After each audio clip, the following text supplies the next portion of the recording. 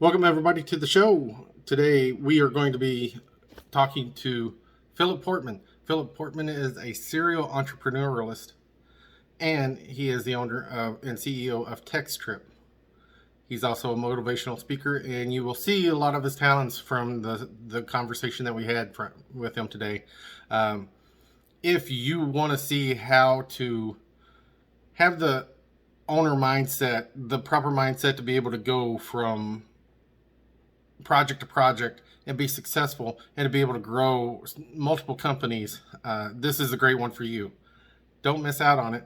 Make sure you watch the end. Make sure you like and subscribe if you like this material and you are looking forward to growing your business, or you are just looking to start your business. This is great information for you. Make sure like, subscribe, share this information, and now to the interview. Hope you have a great day. God loves you. Tired of your current job? You want to start your own business? Well, you're in luck. Jamie Lee is hosting So You Want to Start a Business, where every Saturday he interviews actual business owners and they'll share their journeys. They'll give you valuable tips and strategies on how to start and grow your own business. Let's see who Jamie has in store for us today on So You Want to Start a Business.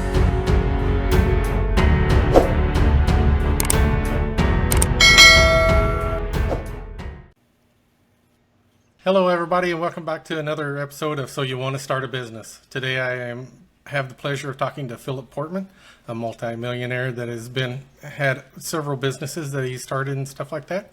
Definitely one of the things that we'll touch base on. And with that, Philip, thanks for joining us. Tell us a little bit about yourself, where you're from, and what kind of businesses you're running. Yeah, absolutely. Yeah, thanks for having me, Jamie. So I would identify myself as a serial entrepreneur, and I think the difference between a serial entrepreneur is I have multiple businesses. Oftentimes, an entrepreneur has like one business or one industry, and it could even be as an owner-operator type model, whereas I have multiple businesses, which there's good and bad to that. One of the things that you got to get really good at is delegating and trusting others. It's really the only way you can run a business like that. Back in the day, I kind of started my journey in real estate. I had a bunch of rental properties. I was flipping houses, and I started this little food delivery business. It kind of took off. I ended up franchising it. Eventually sold it to delivery.com. Took the tech side of my business, and primarily we're in the tech space. A company called TextTrip. We got another one, Argos Automation, landline remover. They're primarily SaaS-based products that a person pays subscriptions to. And then recently, my wife and I just bought a 54-acre horse farm, which is where we're at right now. Largest indoor arena in Michigan. It's a hunter-jumper facility. Completely different project than anything I've done before, but I absolutely love it. And so that's where we're at today. Definitely, I was born in Kentucky on a farm, so I kind of miss it being up here in Wisconsin and not up on a farm now. So, but the great thing is I'm going home next week, so we'll get to experience some of that. Yeah, absolutely, sure. That'd be great. Yeah. They've got some horse farms up there in Wisconsin, though. One of the questions that what's that? They've got some good horse farms up there in Wisconsin, though, as well. Yeah. Oh, yeah. Oh, but I'm definitely used to going through, like, I went to college in Georgetown, Kentucky, and It's right by Lexington, so you got all the big horse farms and stuff there. Oh, for sure. Beautiful land. So one of the things that I kind of wanted to ask, and again, I kind of end up asking a lot of the questions that I have about my business, and other people ask theirs, but one of the big things that I do like the idea of multiple sources of income, of not having to put. How do you recommend, as far as a serial entrepreneur, like for me, I have SEO, I have financing available, I have different things. How do you usually kind of organize your business, as far as, do you have a parent company and then individual LLCs or corporations under that, or how do you usually treat those at that point? Yeah, great question. So I start off, so I have an LLC that is my holding company, and all of my new projects fall under that. And then typically when they get large enough, for me, it's when they start doing $1 million a year, then I pull them off into their own company. And I still use some of the same stuff or some of the same business components, but I pay for them through the other companies. So for instance, our tech company's based in Ahmedabad in India. It's a company called Tech that I own out there. And so any of the tech related services, these other companies pay into there to help pay the employees' wages and all that stuff. Then we have our chat support, which is based out of the Philippines. And so if they're doing chat support for one of those companies, those different companies are contributing to that as well. So there are some places where I utilize one company to help support the other.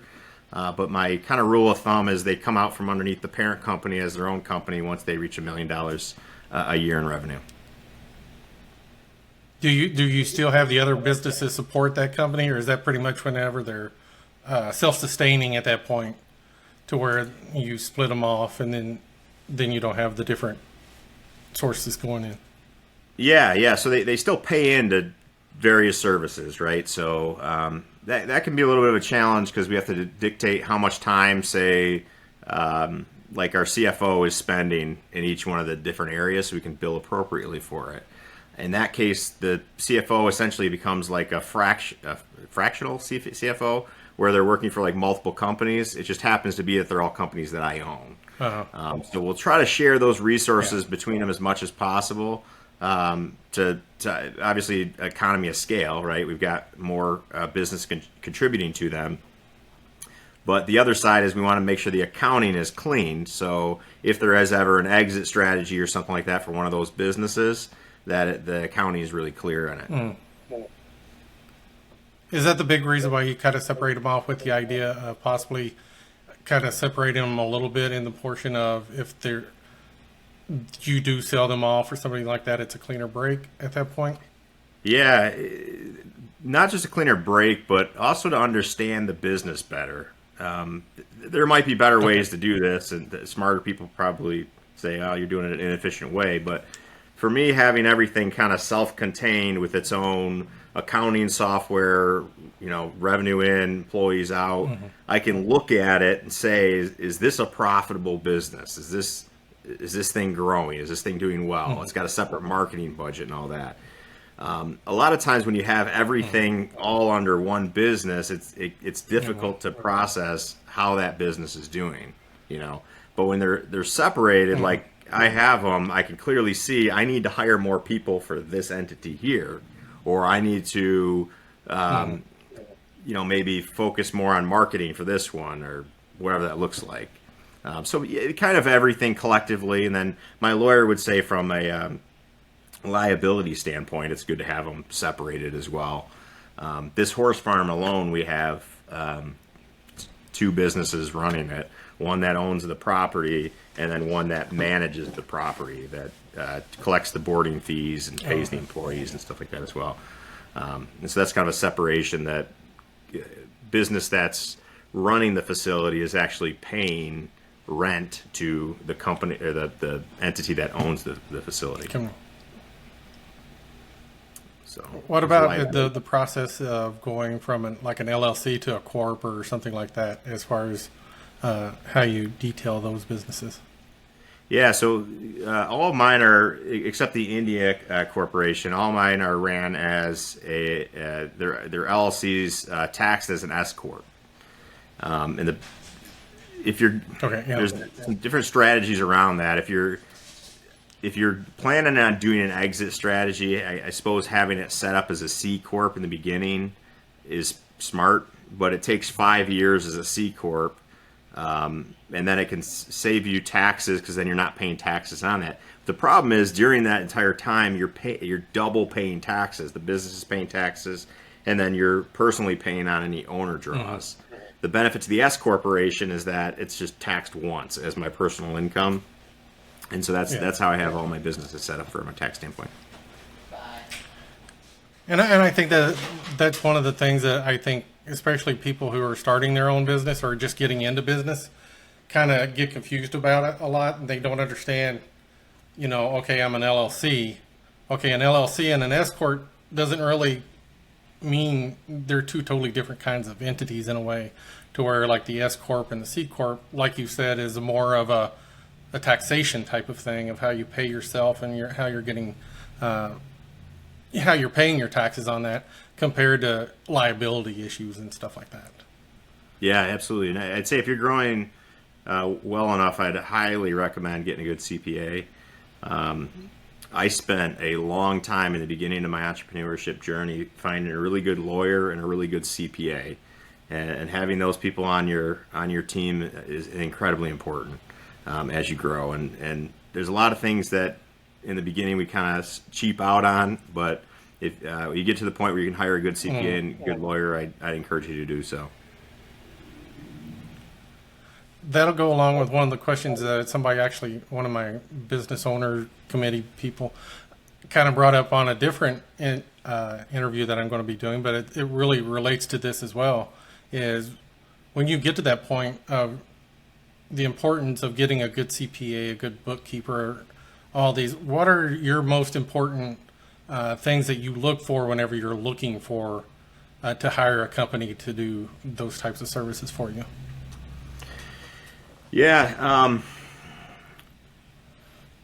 Tough question. Well, there's a lot that goes into that. I'm trying to think of the specific examples of mine. The reason we ended up with the CPA firm that we had was, at the time, when you're a franchise, so not the one purchasing the franchise, but the actual franchise, you have to get your an audited financial statement done every year. And I don't know how it is in the rest of the country, but here in Michigan, it is hard to find. It's normally only like billion-dollar publicly traded companies that are having audited financial statements done. And so I had searched for a really long time to find a good CPA that would do an audited financial statement for me, because the problem is they then have to have their books audited as well. And a lot of CPAs don't want to have to go through that. And so finally I found somebody that did it, and they happened to be an expert in their profession. They were phenomenal, and their prices were similar to the other areas I was getting as well. And so I would have liked to have said it was a referral in that situation, but it really wasn't, because I couldn't find anybody that did it. So I just had to do my research on it. But I will tell you, if you have somebody that's that good at a specialized service, chances are they're good at all of the other areas as well, and that was true with this CPA. They just had such a vast knowledge of business taxation that they've helped me in other areas as well when I've gotten into like overseas taxing, right? And how do you run a business based out of India here in the United States, and how does that get taxed and all that stuff? And really complex questions like that, and they were able to answer them. So for me, when I'm dealing with either an employee or a profession, I ask a lot of questions. I personally try to do as much research on the subject that I'm doing beforehand. And if they can't wow me with their knowledge, or at least align with what I've gathered just from mine, then they're probably not somebody I'm going to go with. So I guess my answer to that question is do a ton of research on things and interview them. Yeah, I totally agree with that, in the part of, if you go blindly into trying to hire somebody on a subject you don't know, it's like you get the used car salesman syndrome. They'll try to pull the wool over your eyes of how well their business is doing without really knowing what, to be able to support you on that. So yeah, and I'd say I do the same thing in hiring employees myself, and it works good for me. It might be a better way, but I have to often do things myself before I delegate them off. And then when somebody else takes it on, there's such a level of understanding and respect, because they know I've done it before. And at least the core people that I have that work around me, we have that level of respect because they know I've done that thing before, right? I've done the software development thing side. I'm not a great programmer, so that's not something I would do long term, but I've done it, right? I've done the sales component. I've done the marketing component. And so when you've done those different roles, you at least have a good enough understanding of it that when you're talking to them, you're talking on the same language. And I think I think the importance of that kind of shows whenever you watch shows like Undercover Boss, of them going in and doing some of the stuff that people do underneath their business, and then kind of seeing how their business is run, and I guess their vision kind of gets passed down, different levels. I think to the whole world that kind of showed a little bit of the importance of making sure you know what's going on in your business. Couldn't agree with you more. One of the coolest things I've ever done was I learned how to program something. Right? I learned this brand new programming language, made a software platform, marketed it myself, sold it myself, did everything around it, and I made $60,000 the first year I did it. And that was probably the most exciting $60,000 I've ever made, because I did it myself. And it's like the equivalent of like building a birdhouse or something, and you sold it yourself. Everything around it I did myself, and it was really cool. When my programmers went into my code later on, they said, "Yeah, you're not a programmer. Never do that again." That's not the way I'm wired. That year was really a cool year, just because I wanted to do it myself. I wanted to figure it out myself, and it really helped later on as I got into further software development, because I had the complete understanding of that SaaS-based business model. Mm-hmm. Totally agree with that, because I went to college for programming at Georgetown College and learned like C++ and learned COBOL, and my first job coming out was COBOL. Like, I'm kind of dating myself a little bit for people who know the differences in programming languages, but yeah, it's the whole idea of after I got out, I did some COBOL and stuff like that before I went into like systems administration and stuff like that, but it still gives you the idea or the background to whenever you do look at something, the way that things are built or the way they function, the different functions inside of it and stuff like that, to where you might not know the details of it, but at least you got enough to be able to portray your vision, I guess you could say, to the people who know more. Well, you do, especially because those are close to the machine level. Those are two impressive languages to learn for sure. Yeah. Yeah, I enjoyed that. Yeah. So how old were you whenever you first started your first business? I started flipping houses in my 20s, probably my mid to late 20s, and so I was in the corporate world for a while, and early on I had written down, my wife and I we sat down and we wrote out 100 goals that we wanted to achieve in life, and we had an open discussion around it. And one of the things that I wrote down was that I wanted to create things. I wanted to be an entrepreneur.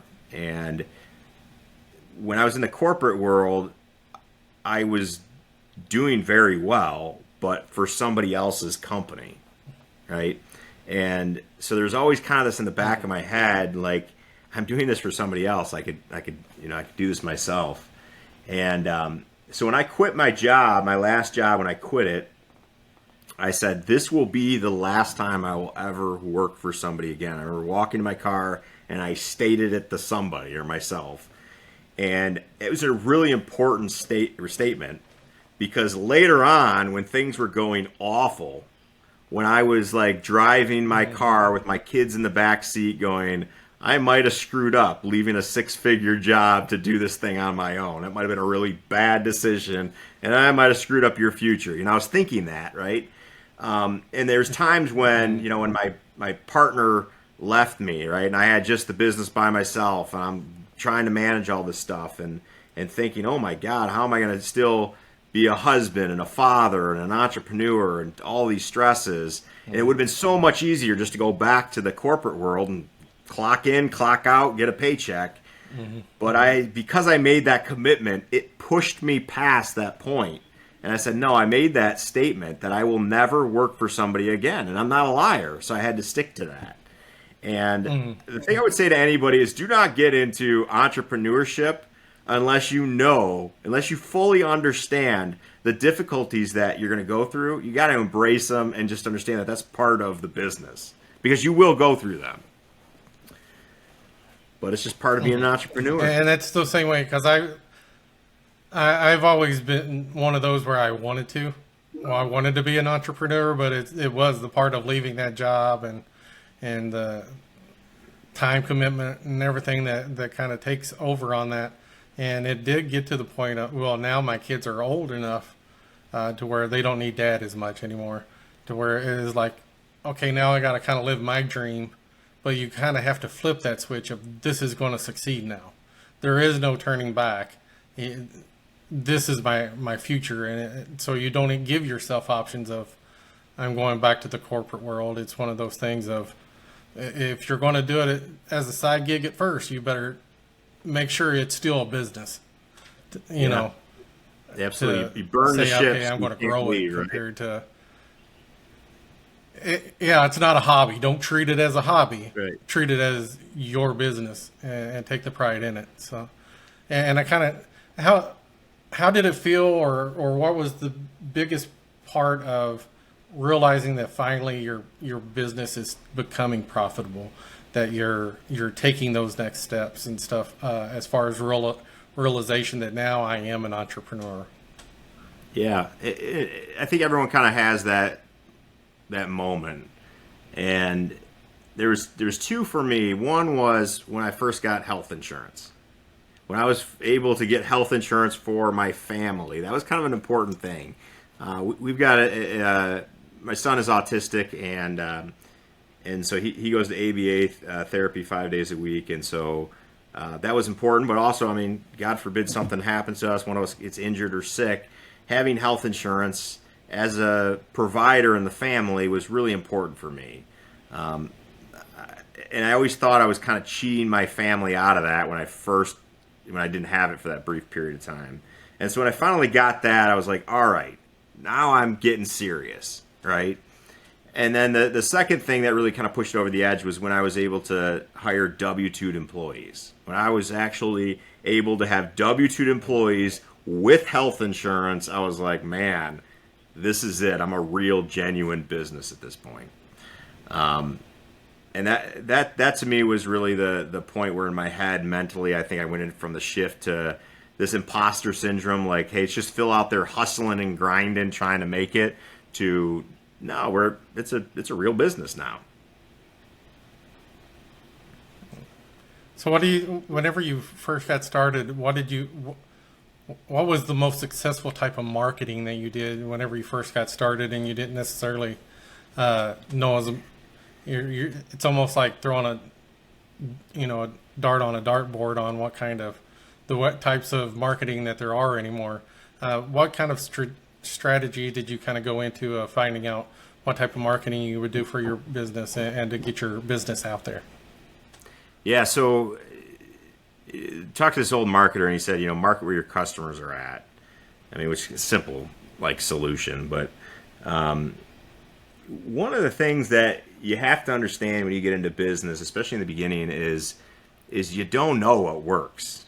And I think we always have this idea that these big companies have got it figured out, right? Like they've got marketing professionals and they've got a playbook, and they automatically open it up and say, okay, if I follow ABC plan, it's going to get me X revenue.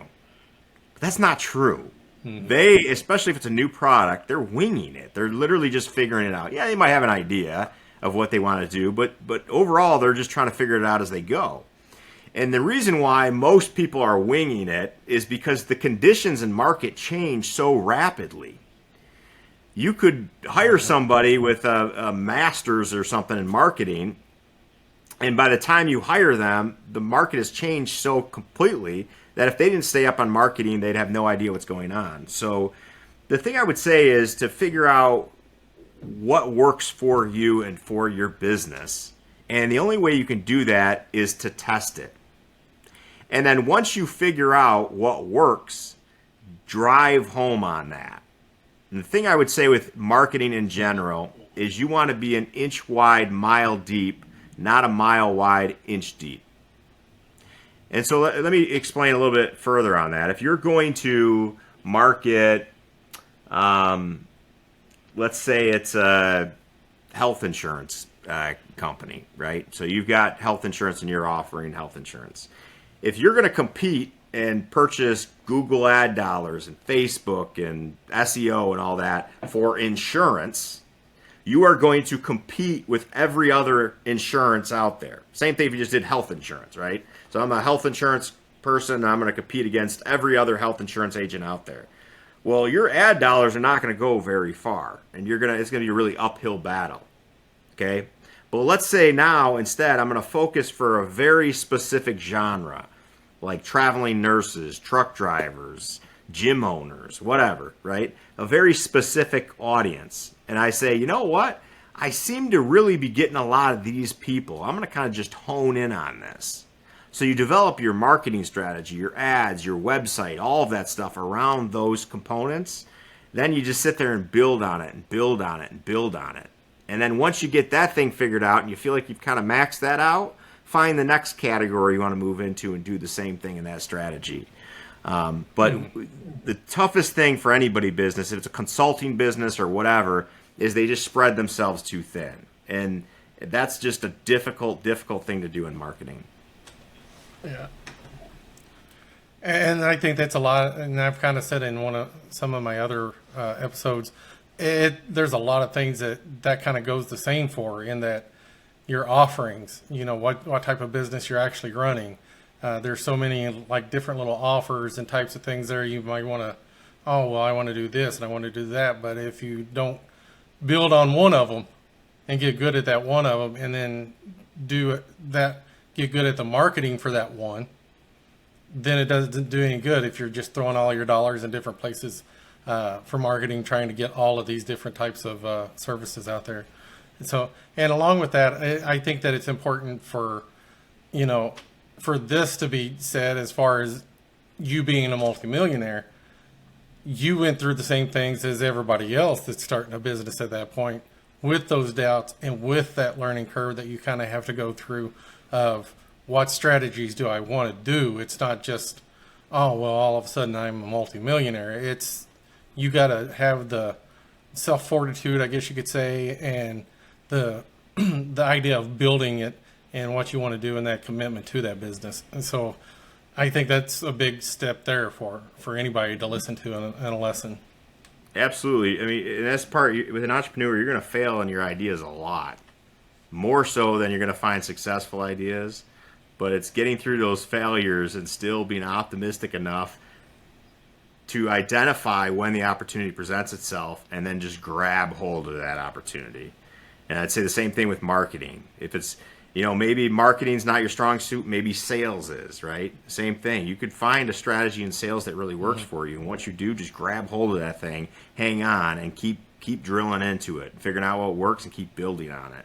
And that's how majority of these successful companies work out.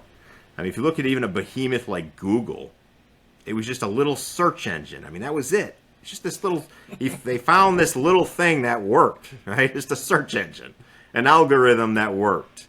And they built on it, And they weren't even the first one.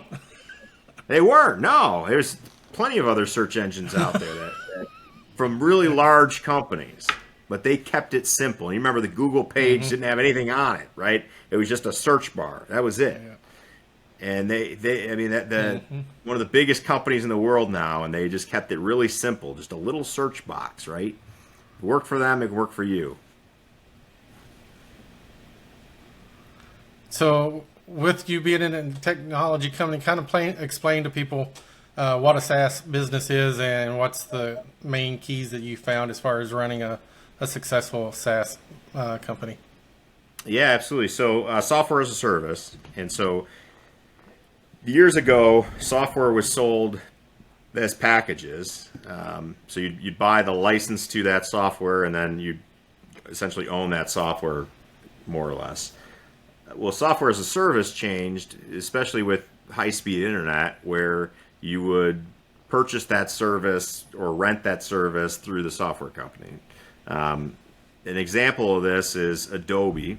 So you used to purchase Adobe software for thousands of dollars, Photoshop, Premiere, and all that.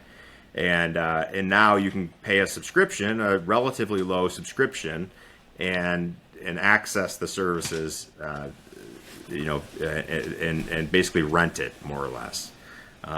The model is easier for entry for a lot of people, and most people just prefer that model. But the other thing that it allows a company to do is to continuously develop that software, right? So if you purchased a software back in the old days, like you purchased that software, that was it. You were getting that version, and maybe they'll release some updates as part of the original agreement, but really you're sometimes stuck with that, or you had to upgrade to the latest version. Windows is a perfect example of this, right? You want to pay for the next version of Windows. Mm-hmm. Whereas with a SaaS service, because you're paying a subscription to it, they constantly have developers growing it, building it, and developing it. That's the reason why I really love the SaaS model. I had heard, I was reading a book one time, and it was talking about how big companies, you made it when a big company sues you, because they said those that don't innovate litigate. And the point of that is that companies in the SaaS space constantly have to innovate, and we have to innovate faster than our competitors on a regular basis. I love that environment. I really do, because I understand that my customers can jump ship at any point in time.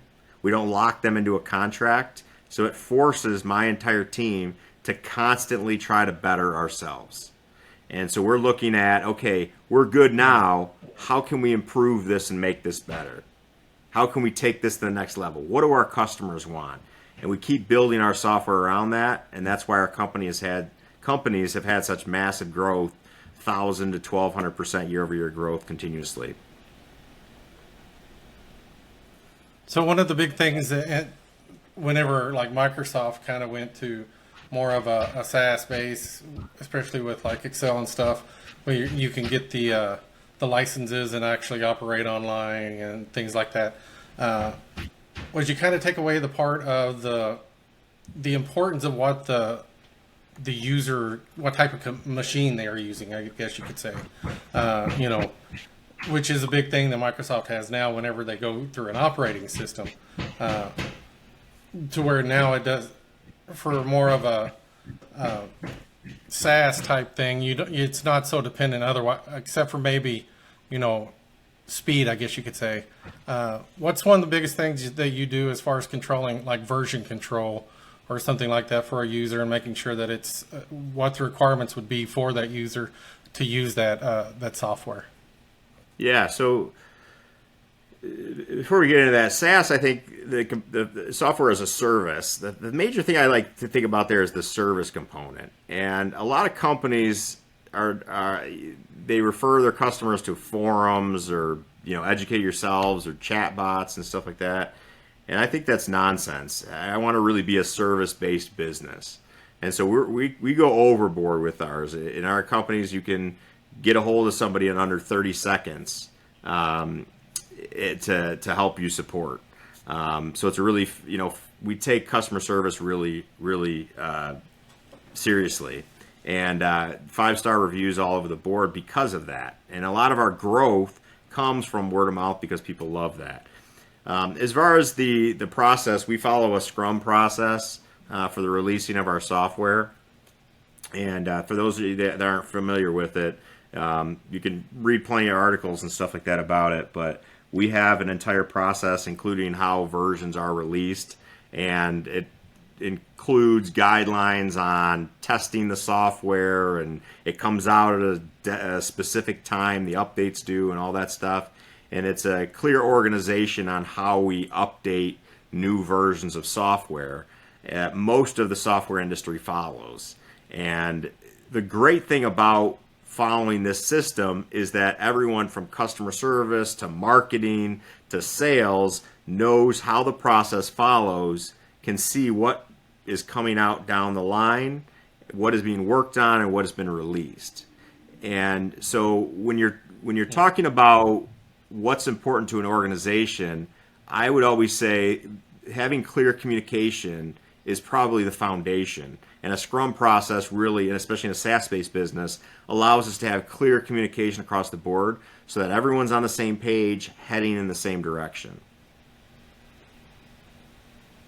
Right.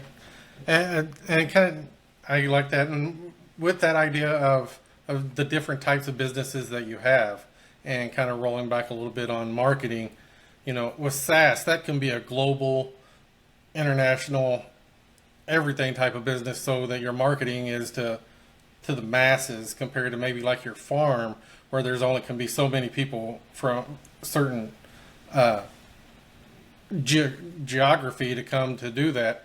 How do you really kind of target, or how difficult is it for you as far as to do the different types of marketing and making sure that there's a local market here compared to facing the global market, I guess you could say? Yeah. So the horse farm is interesting because it is similar to a SaaS in that we do boarding here. So people are renting the space for the horses. So in my mind, it's closely similar to like the monthly subscriptions or stuff like that we charge for software. But there is kind of a mind shift that your brain has to take on it. And one of the things that I love about entrepreneurship is that it gives me a chance to grow and learn new things. And so immediately when we were in the process of buying this horse farm, I went out and just started reading books on running a horse farm, running a boarding facility. And it's the same thing that I've done on all my other business ventures. I don't just read articles, I read books on the subject. And I was not somebody who did great in school. I think it was probably the way that I was educated or my resistance to it. But later on, after I graduated, I found a love of reading, and I read a lot. And if you were to say, what is one behavior that I could implement in my life, I'm actually going to give you two. What behaviors could I implement in my life that would have a significantly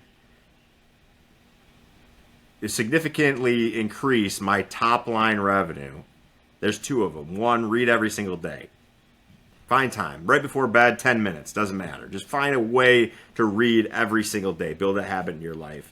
And then the second thing would be to get some sort of exercise into your life.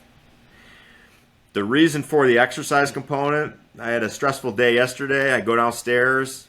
I lift some weights. It clears my head. Like, it gives me a chance to kind of just release some of that negative energy. Now when I get on a call with somebody or I have to make a tough decision, I'm making an intelligent decision instead of an emotional decision. And as an entrepreneur, your life is full of those decisions. So I'd say if you're going to do two things that are significantly change your quality of life or your top line revenue, you personally take up a habit of reading and then add some sort of exercise to your day every day.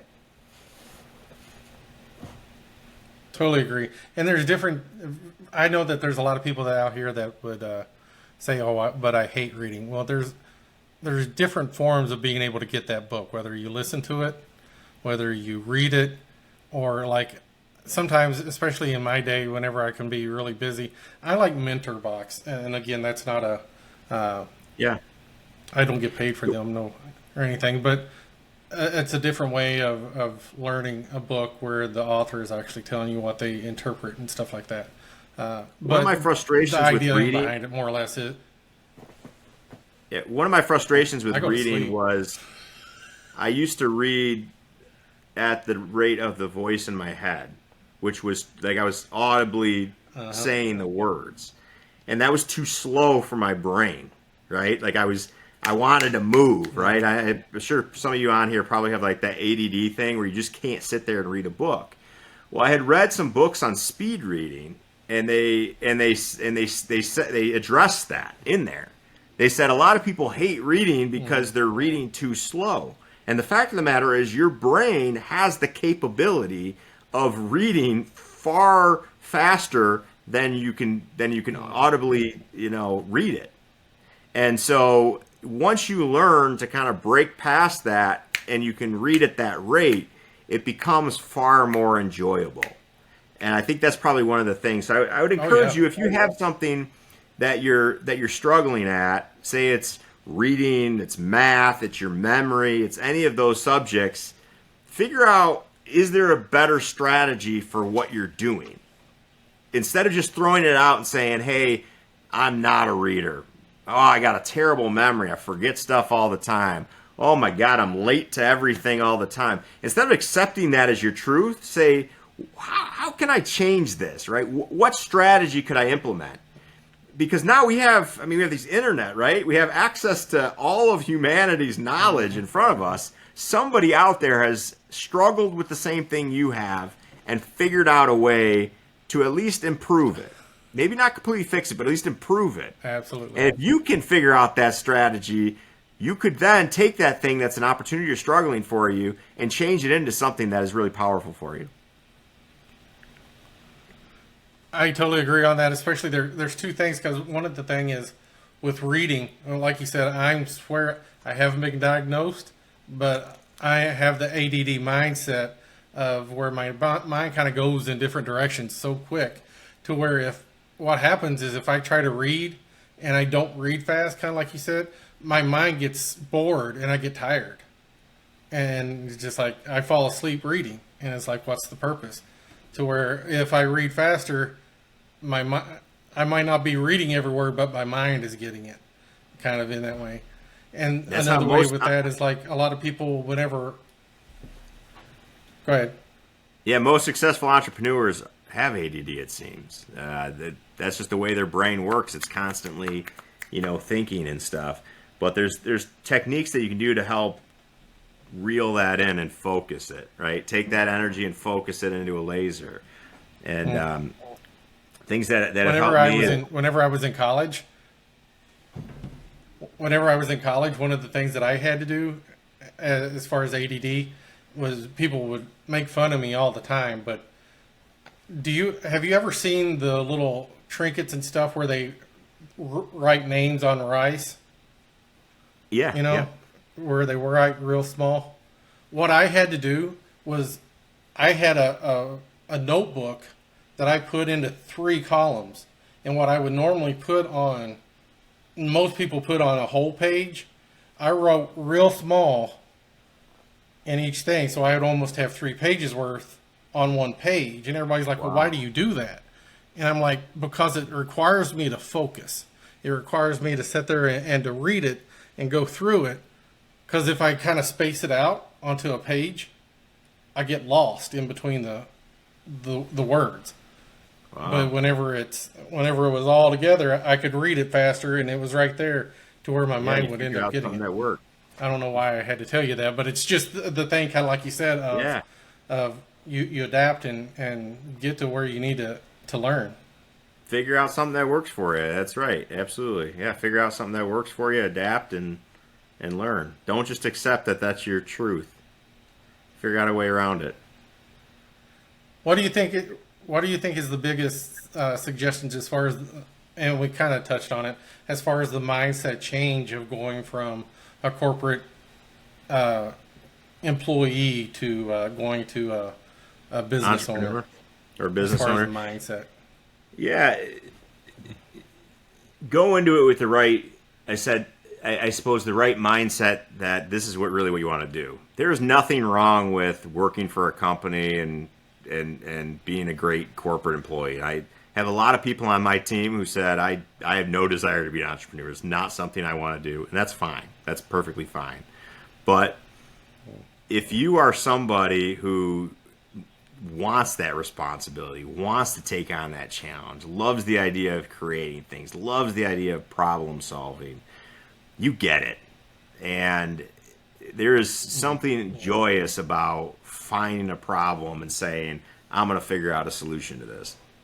And one thing I would say if you're getting into entrepreneurship is I do this exercise with creative thinking where I always try to think of the C option, which is when I'm looking at a situation and I see the A and I see B, and it's like, well, I go this route or I go this route. There's always that one other thing that I haven't thought of. And sometimes I'll just table something, and so I get a chance to kind of think about it and say, I don't really like either one of these options. There's something else that hasn't quite hit me yet that I'm going to think about. But the thing I would say when you're going from the corporate world to entrepreneurship is make sure you're doing it for the right reasons. Make sure that you really are passionate about owning and developing your own things and because those are the things that are going to get you through the tough side, right? I'll tell you right off, if you get into it and you're just going to kind of casually do it, stick your feet in a little bit, see if it's something you like, you want to be directed, you want a boss, you want somebody to make those decisions for you, you're going to struggle with it. It's not something that you're going to want to do. Jump into it, that mindset. On the other side, I do want to wave. Go ahead. Go ahead. Air of caution. No, I was just going to say that I kind of agree on this, especially the part of the mindset, and I kind of always talk on that, which with the rich dad, poor dad type of thing of how somebody goes in thinking, or somebody tells them, oh, you make great muffins or something like that, and they think, oh, well, I can run a business then. Making muffins, but there's so much more than making muffins in the background of a business that you don't realize are going on, that if you aren't prepared to be an entrepreneur, if you're not prepared to be that business owner, that's where you end up getting so many businesses that fail immediately at that point. Yeah, so this example of what I'm doing right now, this horse farm that we bought, right? 54.1 acre horse farm, holds 53 animals, largest indoor arena in Michigan. It's a big facility. It is a business. With that in mind, majority of businesses of this nature fail in 5 to 7 years. The average horse farm makes $30,000 a year. The average person running the horse farm works 60 plus hours a week. So they make on average $9.30 some odd cents an hour, right? Why does that happen, you ask? Well, because someone says, I love horses. I absolutely love horses. I want to get into it, right? And they work all these hours, and this horse farm ideas, it seems brilliant. But they don't understand how to set their prices right, how to hire employees, how to market their business, right? How to control the expenses, and all of the business stuff that goes into it. So to your point, don't just get into it because you love baking cupcakes or you love horses. You gotta love the whole business, and that includes the number side of it and all the other stuff that you do. And if you don't, you at least have to do it long enough that you can get to the point where you can hire somebody else to do the stuff that you don't like doing. Right. Because to be fair, I don't like the bookkeeping. Yeah, that's the yeah. I got people who do that work for me. That's why I was going to say. Amazing job, yeah. But I still have to the point of on it. I have to follow up don't with take it to. Yeah, that's what I was going to say was the point of don't think that, okay, just because we say this, you can't be in business and it's not advantageous for you to run a horse farm because you love horses. It's the idea of, it will definitely benefit you, but you have to make sure that because it's something that you love, but it's something that you have to learn to release a little bit. And like I always end up saying is you run the business, not the business run you. And like you said, have to have those 60 to 70 hour weeks because you're afraid to delegate those tasks to somebody else or another, outsource it somehow. Absolutely. It's tough to do. I liken it to like an alcoholic owning a bar, right? And drinking away all your profits. If you're doing something you love, you could sometimes make decisions that maybe aren't the best financial decisions. Or the other side, find something you love to do. You'll never work a day in your life. Yes, that's true, but you could also end up having no personal life because all you're doing is working. You have no balance in your life.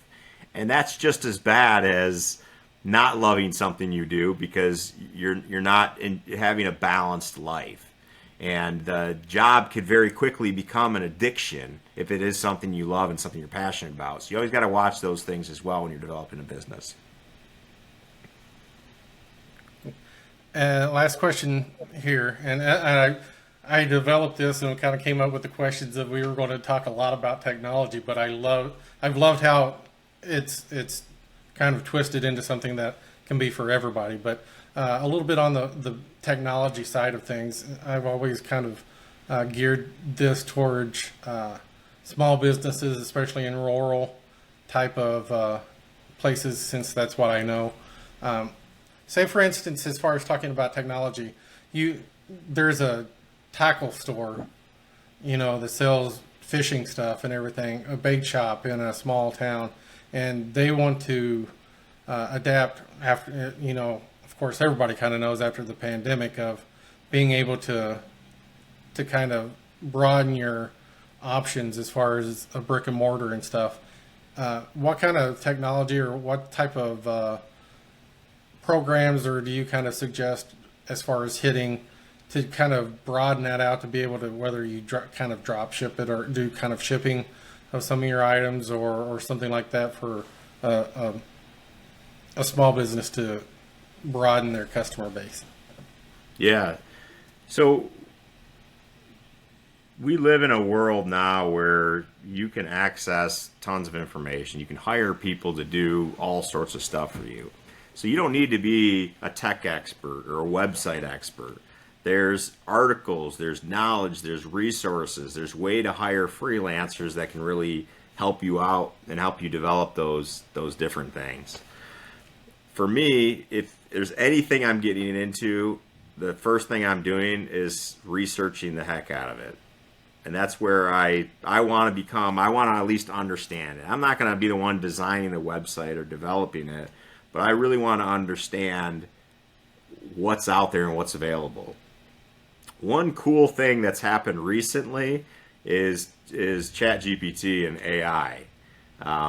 If you walk away from anything, I don't care what you do, if you don't have an account through that, I'd highly recommend that you get one. Because it's literally a personal assistant that you can ask questions like that. Give me some marketing ideas for my bait shop and see what's out there. And you can have conversations with it. Be careful because some of the knowledge on there is not accurate.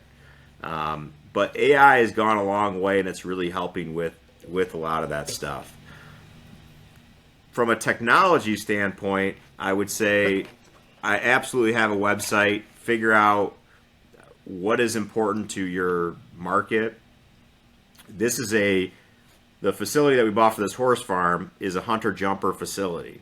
I kept hearing that term all over the place, right? So the name of it is Huntington Ridge, but it's a hunter-jumper facility, right? Well, what are you going to remember? Huntington Ridge Farms or hunter-jumper? Well, if you're in this industry, like there's Western, there's dressage, there's hunter-jumper. So I bought hunterjumper.com because it's something easy people can remember. It's a term they're already using in the industry. I know that's going to attract, an audience. So when you're doing anything customer facing, being it by a website or doing an SEO strategy, think from your customer's mindset, not yours, right? Like Jimbo's Bait Shop. Well, great. What does that mean to your customers? I mean, all it means to me is your name is Jimbo. Oh, well, my name's not Jimbo. It's just my dad. His name was Jimbo. Oh, okay. So it has no relevance, right, to the situation. So how could you change the name of your website or whatever that's marketing that's going to attract people to what your differentiating offer is? And that's how you want to present yourself from the customer standpoint, right? I always said, like, if I was going to have like a dentist office, I would name the dentist office Dentist Near Me, because that's what people are searching on Google. That would be the name of my business, Dentist Near Me, right? So likewise, if you're going to have a business or you're going to have a website, you're going to put yourself out there, make sure your entire strategy is built around what are people looking for on the internet and what is it, the differentiated experience that you can offer them, right? The widest assortment of fishing supplies or the most knowledgeable for the type of fishing they're doing or whatever it is, the most colorful fishing lures, I don't know. But whatever your differentiated experience is, and then figure out what people are looking for on the internet that would connect them to you and create your strategy around that. Great. Definitely a lot of good information.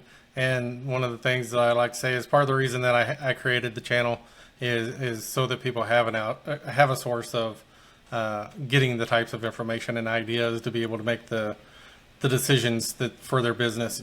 So you can't really go without saying that there's not sources out there for people just like you. I kind of geared it for people who are looking to either grow their business, be able to expand it, or the ones that are, looking to finally dip their toe in there and make been dipping their toe in there and are ready to make the leap, into being an entrepreneur.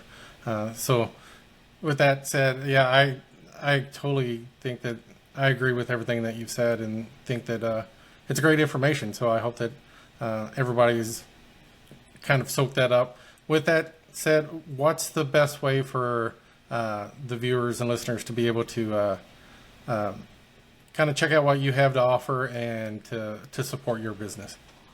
Yeah, no, I appreciate that. I love helping entrepreneurs. So if anyone wants to reach out to me, you got questions about your business, you want to, just talk shop, that is my passion. It gets me really excited. This country was founded on entrepreneurs, and I think there's no more noble profession than creating jobs and creating industry from nothing. And just an idea in your head and you're bringing it to life. It's such a cool process. My website is philportman.com. You can find out a lot of my brands and things like that from there. I'm on all the social media platforms, so if you just Google Phil Portman, you'll probably find me. And then I have a podcast, the Success Is podcast, where I interview people and talk about their different versions of success. Once again, you can also find that on philportman.com as well. Great. And I totally agree with everything you said as far as the passion, and that's what I've kind of tried to do with this channel and stuff, to be that community of business owners that kind of support each other. That, like you said, if you don't know the answer, you can find people that like-minded people that would be interested to help you out with that, and that's kind of what I built my business around. My business name is Business Lifeline Services.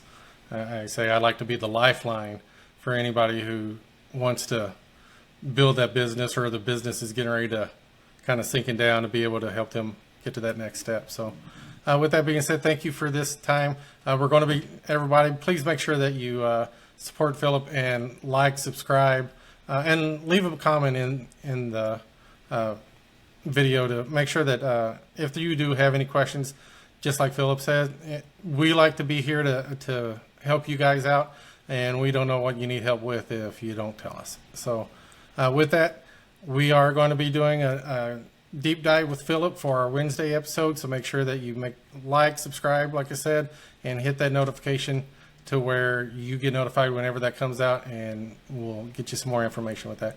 So with that, for this section, thank you, Philip, and I appreciate your time. Thanks a lot, Jamie.